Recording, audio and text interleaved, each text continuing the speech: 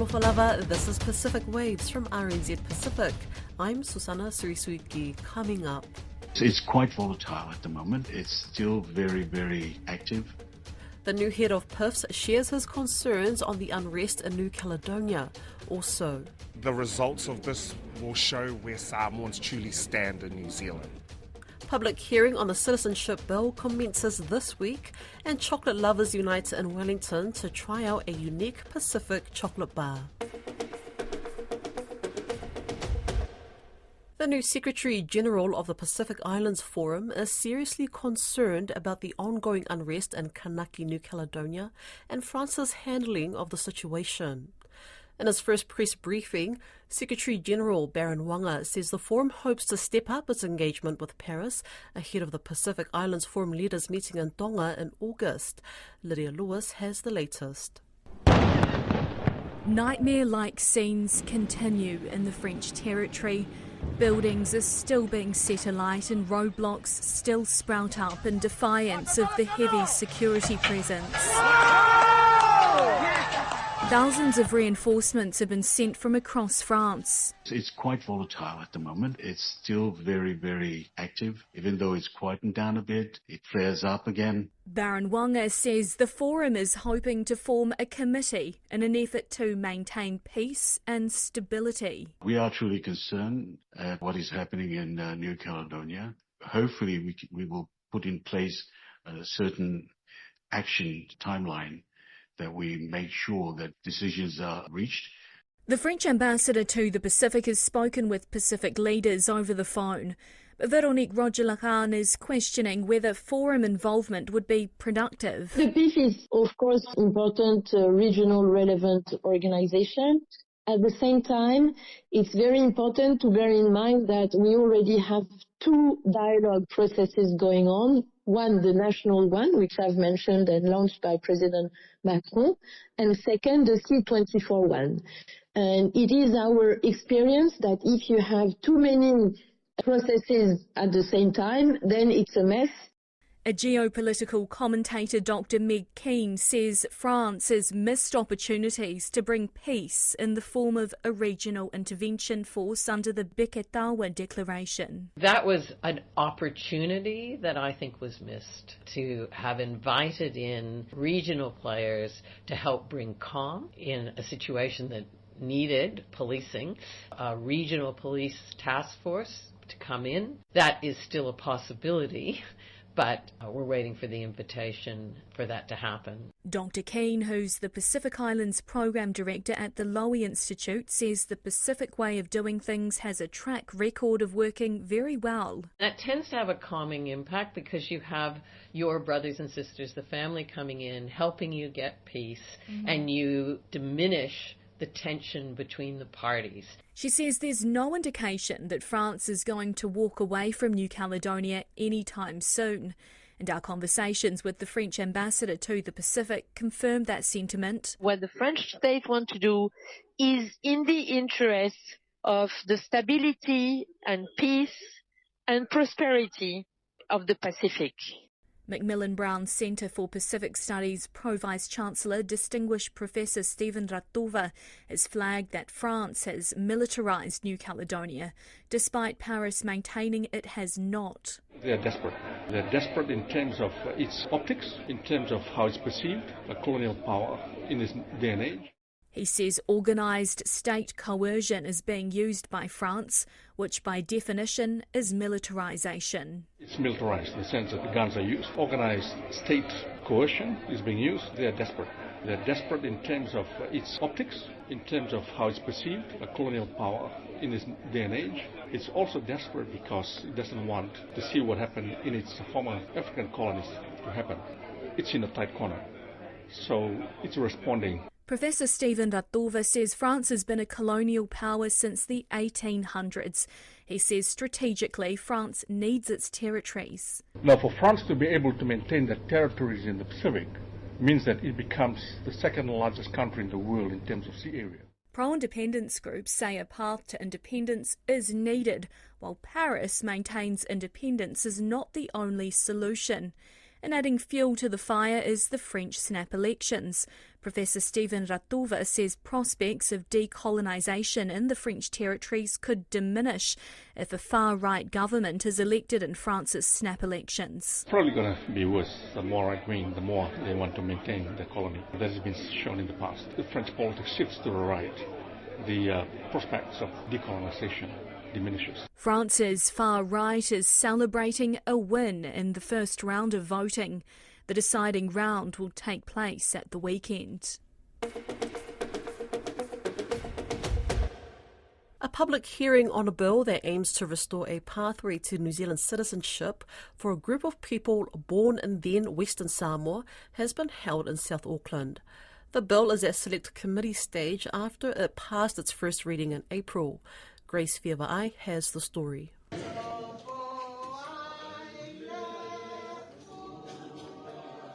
The South Auckland hearing drew significant interest. Well over 100 people were there. Many shared stories about the damage having their New Zealand citizenship ripped away in 1982. Former Samoa Prime Minister Tuila Epasailele Malielegaoi says it's difficult to come to New Zealand.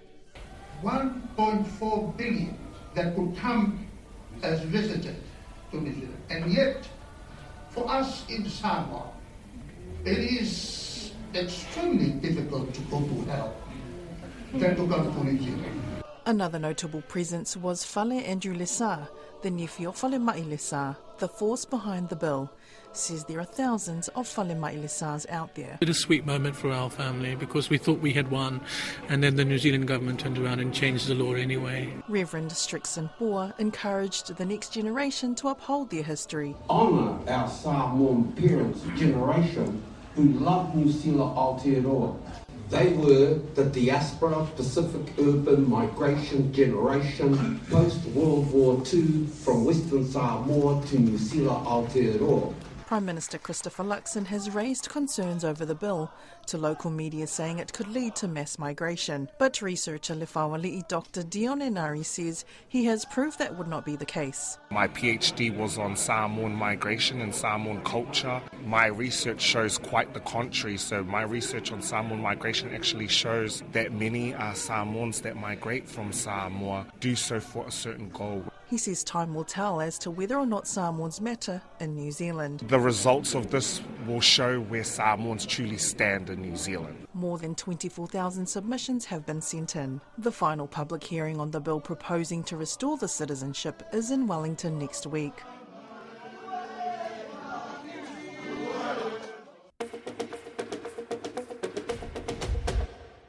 The New Zealand and Australian governments handed over the upgraded Sege airfield to the Solomon Islands government, which they hope will boost connectivity for the country's provinces. Work on the upgrade had commenced in October last year and was expected to be completed by June 2024. Caleb Fotheringham, who was there on Sege Island, joins me. Kia ora, Caleb. What's been happening so far? Kia ora, Sana. So the day started with Winston Peters meeting up with Jeremiah Manelli and a bunch of ministers from the Solomon Islands. And of course, Mr. Peters, he brought along with him a broad party delegation. So across the entire political spectrum, he had, of course, himself from New Zealand First, and then he had a Green Party MP, Te Ano Toiono, and Labour MPs as well. So his whole point of bringing everyone across was that it didn't matter who was going to be in government next. The Pacific and the Souls especially are still going to really matter to them. So that's how the day started. And then it moved on to flying to Sege. And Sege is this small little community in the Western Province. And the big news there is they've got a new airport. So you can imagine it was a packed little plane. There was about 20 of us, and we're flying over this beautiful lagoon.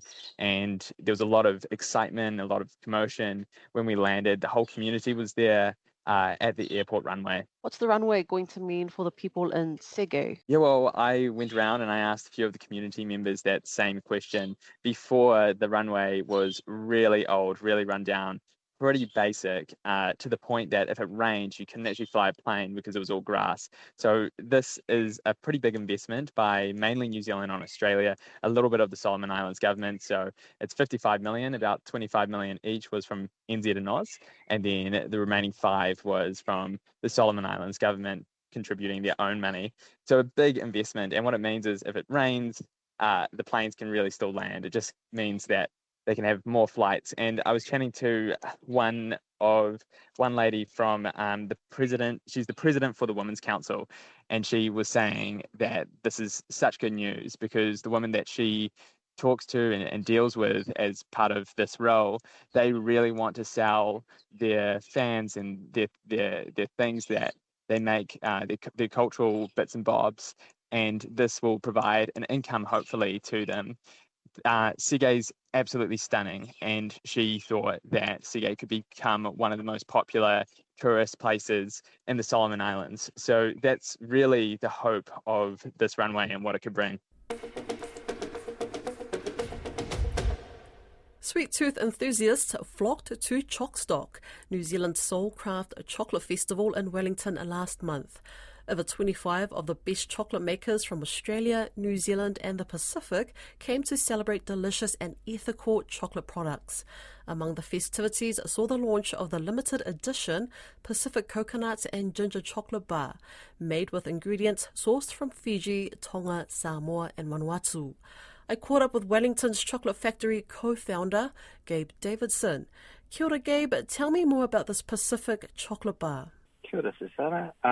Yeah, it's really exciting. We've been working on this bar that we're launching at the upcoming Chockstock Festival, and it's been great. It's turned out fantastic, and basically it's a limited edition chocolate bar in collaboration with the chef Peter Gordon, and inspired by his favourite flavours from across the Pacific. And what's the flavour of this limited edition chocolate bar? It has, as a base, it has our coconut milk chocolate. So it has cacao from the Pacific, coconut and ginger, and it has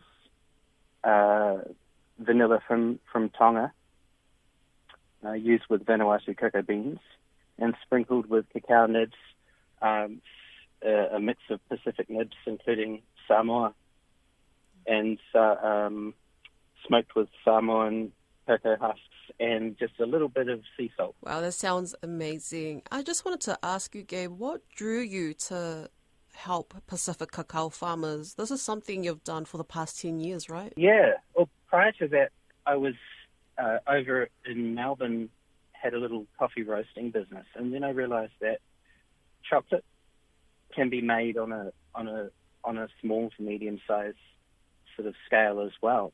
So I was already familiar with sourcing ethical coffee beans from around the world.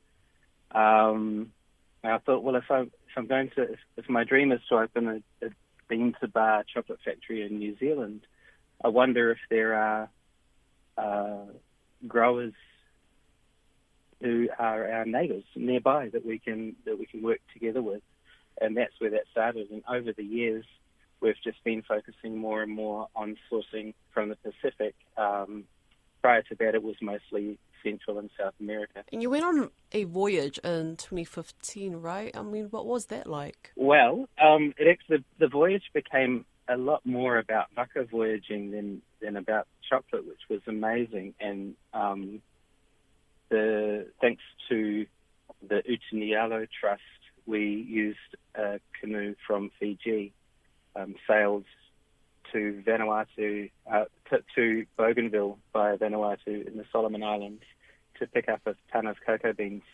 The voyage was supposed to take 6 weeks, and it ended up taking 3 months. So we had lots of adventures along the way. But that was sparked because a friend of mine had been doing some work in Bougainville and had made friends with a farmer over there and brought back some cocoa beans and told me a bit about his story. And I was fascinated. We just thought, well, how are we going to get a direct supply without going by the mainland, which is what he wanted.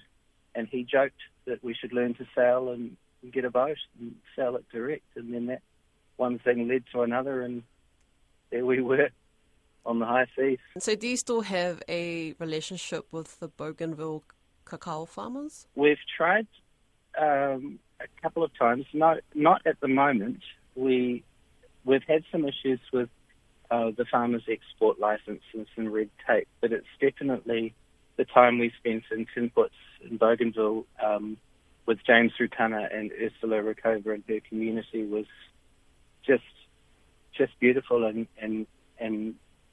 that place is very close to our hearts here at the chocolate factory. So our intention is to continue to find ways to source cacao from all throughout Pacific and Melanesia. Cool. So this chocolate bar, it's being launched at a time when the price of cacao has risen. What direct benefits will the sale of this chocolate bar have on the cacao farmers that contributed to its production? Well, typically we're paid up to 4 times what the commodity rate for cacao is, which was part of the reason we went to Bougainville, because after 40-odd years in the industry, that our friend James Rutana was feeling quite disheartened about the price he was getting and whether it's worth keeping his farm.